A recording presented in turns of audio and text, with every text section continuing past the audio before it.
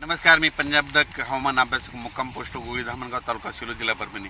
याची तर राज्यामध्ये आता म्हणजे 13 तारखेपासून म्हणजे 13 सप्टेंबर पासून ते 19 सप्टेंबर पर्यंत राज्यात उघाड राहणार आहे.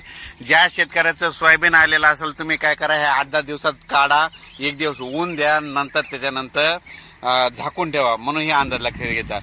पण त्याच्यानंतर राज्यामध्ये परत पुन्हा 20 तारखेला परत पाऊस सुरू होणार आहे, म्हणून हे देखील सर्व शेतकऱ्यांना लक्षात घेतात. पण राज्यामध्ये 20 सप्टेंबर पर्यंत हवामान कोरडं राहणार आहे. विशेष म्हणजे पश्चिम महाराष्ट्रात कोरडं राहणार आहे.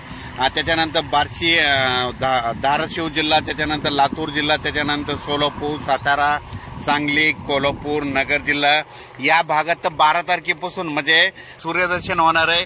आणि ज्यांच्या शेतकऱ्याचा उडीद असेल, ज्यांचं सोयाबीन काढणी चालू आहे, त्यांच्यासाठी ही आनंदाची बातमी. राज्यात या भागात पाऊस म्हणजे तुरळक ठिकाणी चालू राहणार आहे, म्हणून हा अंदाज लक्षात घ्यायचा. त्याच्यानंतर पश्चिम विदर्भात देखील आज आणि उद्या 12 तारखेपर्यंत पाऊस असणार आहे, म्हणून हा अंदाज लक्षात घ्यायचा. पण विदर्भामध्ये मात्र 14 तारखेपासून चांगलं सूर्यदर्शन होणार आहे. त्यांच्यासाठी ज्या शेतकऱ्याचं सोयाबीन आलेलं आहे त्यांना त्या 8 दिवसात आलेलं असलं तर तुम्ही काढा, झाकून ठेवा. नसता परत शेतकऱ्याला सांगू इच्छितो, तुमच्यासाठी परत म्हणजे सोयाबीन काढणीसाठी शेतकऱ्याला यावेळेस वरून राज्य चान्स देणार आहे, म्हणजे विश्रांती घेणार आहे, सोयाबीनच्या वेळेस विश्रांती घेणार आहे, म्हणून हा अंदाज लक्षात येतात. सर्व शेतकऱ्याला सांगू इच्छितो, सोयाबीन काढणीच्या वेळेस वरून राज्य विश्रांती घेणार आहे, म्हणून हे देखील लक्षात घ्यायचं.